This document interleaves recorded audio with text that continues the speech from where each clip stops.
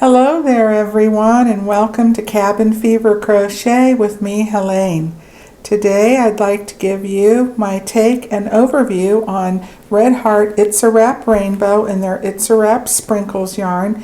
There are other very similar yarns out there, and even ice yarns I've noticed under their cotton fine cakes has quite a few beautiful colors.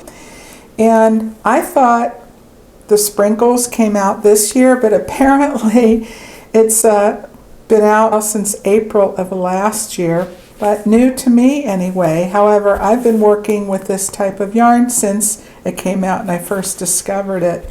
I really fell in love with it. It's 50-50 cotton acrylic, smooth, soft, has great drape, it's light and it's airy and wonderful for warm weather scarves, wraps, shawls, shawlette, such as what I have here, and even summer tops or overlays like a shrug. Now it can be a little bit tricky to work with because this is 4 individual strands of thread-like yarn.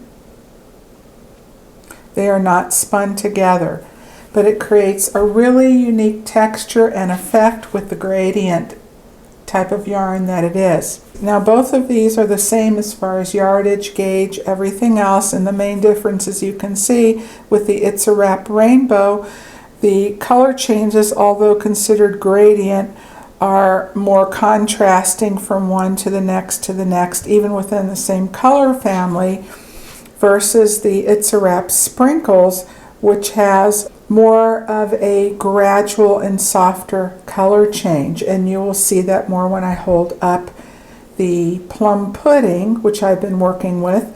This one is Cupcake and in the sprinkles, and the plum pudding is also sprinkles. The It's a Wrap Rainbow, this is Nautical, and the other one in the photo is Sea Glass. They work up really beautifully.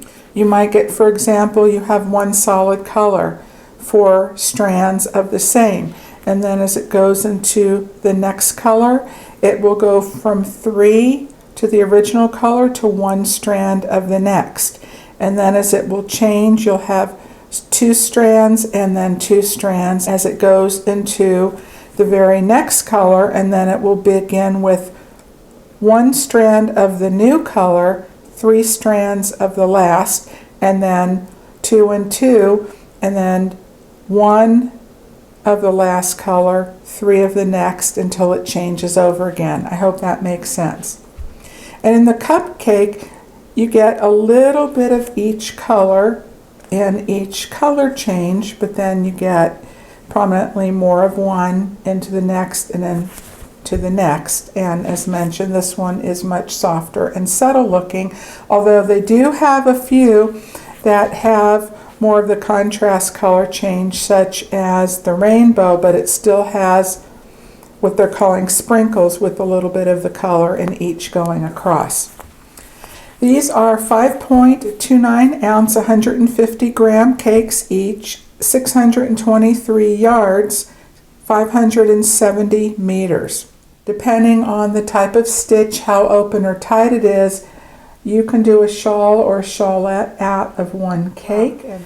Now on the ball band, when they first came out with this, and it's still showing a number 1 superfine, but on the website it stated this was an error, that it's actually a number 2.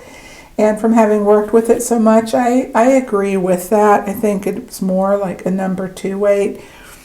Recommends interestingly enough, a G 4mm hook on the It's a Wrap Rainbow, and on the It's a Wrap Sprinkles, the same gauge and everything, still showing number 1. It's recommending a 2.75mm C hook. I don't know if I would go down that low. But you could try it, maybe if you're making a garment and you don't want a lot of open holes or areas, you want it more tightly constructed. I have not gone myself below an F 3.75 millimeter, and I tend to work with a G4 or G plus 4.5 millimeter for most of the projects that I've done so far. However, I haven't made anything that I really want tight yet. And now on the one I'm working with, I grabbed an H 5 millimeter hook just to see the difference. And I do get more open, more of a lacy effect. There's really a range in hook sizes that you can use on this depending on how you want your end result to be.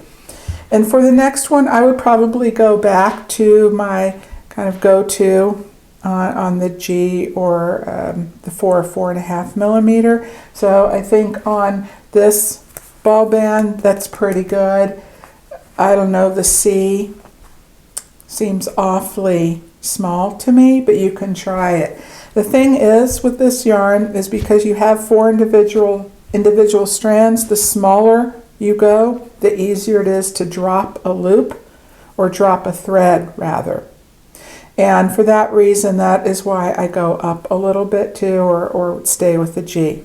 That it has a really nice center pull, and it's easy to find, and you can work either from the inside out or the outside in, depending on how the color transition goes on each cake and whether you want to go from light to dark or dark to light. If you're working from the inside out, you do have to be careful with this cake, and if you've worked with cakes, you will notice and you found that they do tend to kind of collapse on themselves.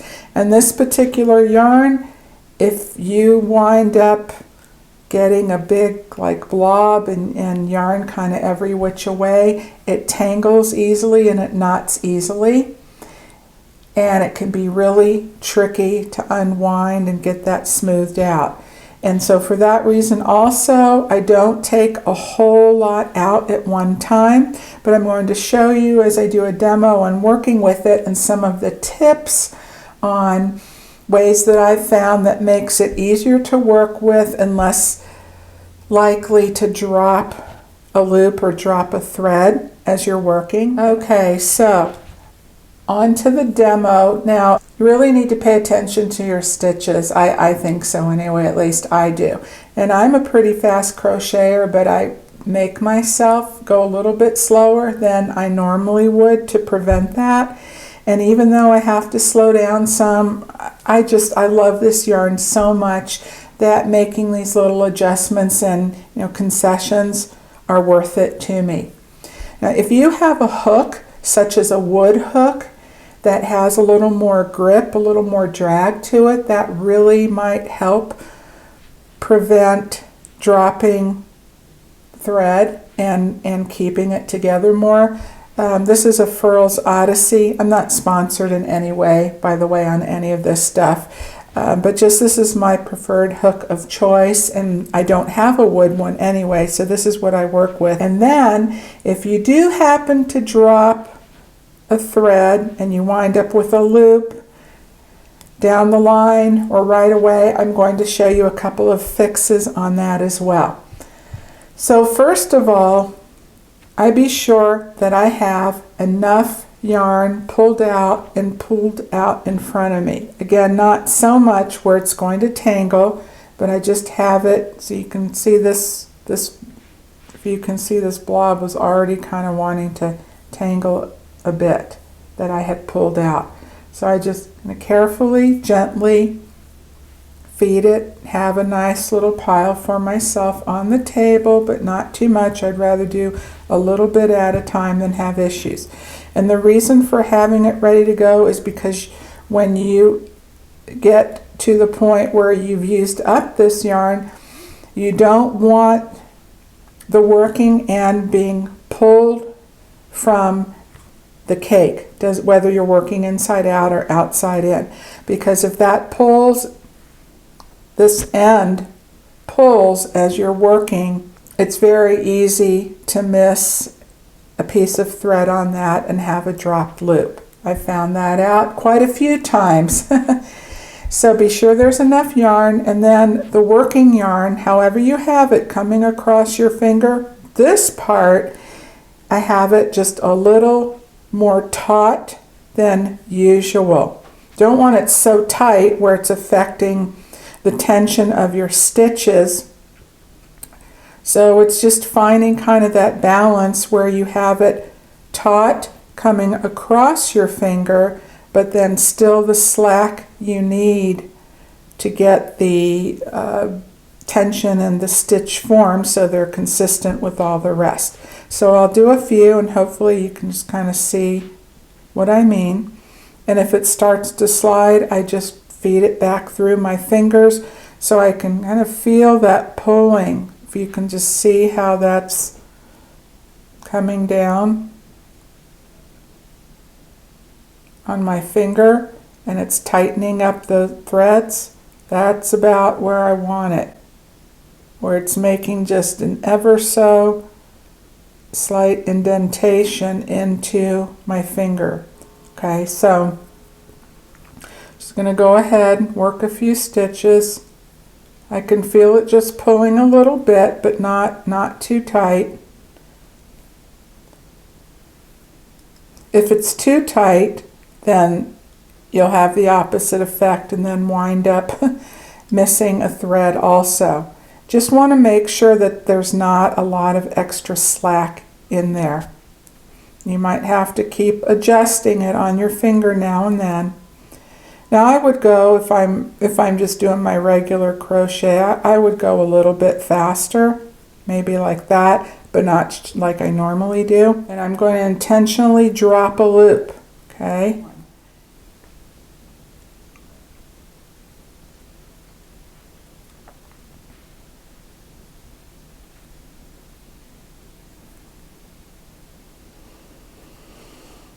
And what you may or may not find, if you've missed one, is a little bit down the line as you're crocheting. It's kind of hard to say how far down the line, but you might wind up with a piece of one of these threads that has more slack in it than the rest, and it'll start pulling up somewhere as you're working it. You know, you'll start seeing one piece of thread lifting up from the rest and getting a bit of slack in it like that, okay? And that's an indication that you have dropped a stitch. So I've come around and then I'm working, and then somewhere later on I'm looking and uh-oh, I've noticed, oh no, I dropped the thread, a loop. Sometimes, you know, usually they'll start sticking up like that and you can see it. I don't want to pull out an hour or two worth of work, not particularly. And all these are not mistakes, by the way. This is marking some areas that I need to. So what I do, and it works pretty well. Now, a couple of things. If you happen to catch it and it's not all that much to pull, I would go ahead and just pull back, start over again. Now, if you're coming back around on this side and you happen to see it as you're coming back, okay, so I've worked this row, all right, and I come back on the next row and I catch it, okay, well, I can take care of that right now. So I'm going to work up to that point. Okay, so here I come up on it. Sometimes I go one way, sometimes I go another, just depending on where the stitch is in the sequence, but okay, I'm doing a double crochet here. All right, so I'll do the first portion of it and then I'll run my hook through that dropped thread and I will just integrate it with the rest of the stitches. sometimes that works out. Now I have secured it, okay? And then if I have another stitch right next to it, then I can just work that next stitch right over the drop stitch, and it's going to bring it in and make it blend with all the rest. Hopefully you saw that really well. Now sometimes it's a little tricky and you might have to try a few different ways depending on where that loop is. You can fold it if you need to. Maybe you want to come into it that first leg of your stitch. So I grab onto it, go underneath that loop, bring it through that way. See, that really blended it. I just have to play around. Just make sure you get your hook in. You can even twist it around a couple of times when you grab onto it. To me, that's less work than taking out row after, that whole entire row. Okay, so what if it's a loop that you dropped way back when? Okay, now I did one right at the beginning of the work here, right there. You can see that, right at the beginning. So to me, wow, that's pretty easy. Oh, and what I do when I drop a loop, by the way, I grab a stitch marker. So you want to have some locking stitch markers on hand. I take some of the stitches that are around and next to it and the thread that I dropped, that loop, and I secure them all together. You can fix it right at that moment or you can do it later on. Grab my yarn needle and I get a bigger one here.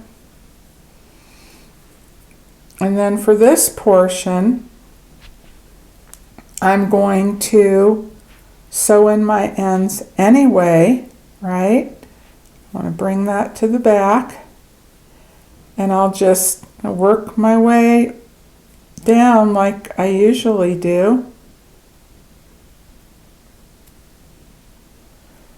as I want to secure all the threads on that. All 4 of them, and then I'll just work my way over to that spot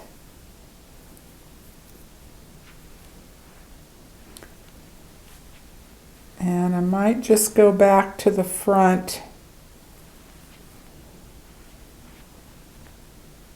again, depending on if the loop dropped from when I'm working on the right side or the wrong side, because I want it to look as much a part of where it came from as possible. Okay.